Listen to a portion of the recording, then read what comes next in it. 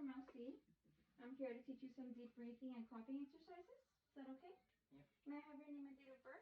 Angel Heredia, May 29th. Okay, thank you. First of all, I'm going to go ahead and ask you to take a deep breath through your nose and breathe out through your mouth with pursed lips like this. Okay, you can go ahead and do it. Very good. Now I'm going to go ahead and ask you to do the same thing, but if you can go ahead and breathe a little bit more through your nose, and I want to see some expansion in your ribs as your lungs get filled in with air. Go ahead and do it like I'm doing it.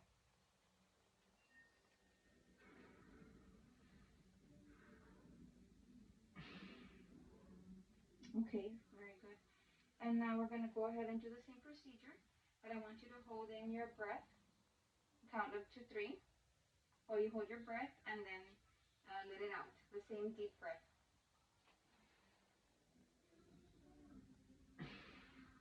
Okay, one more time. Okay, very good. Now I'm going to go ahead and teach you the coughing, the breathe coughing. Can you go ahead and grab your pillow and put it against your incision where you had, I know you had a surgery, and go ahead and breathe through your nose and then hold your pillow wherever you had the incision. You're going to go ahead and go like this.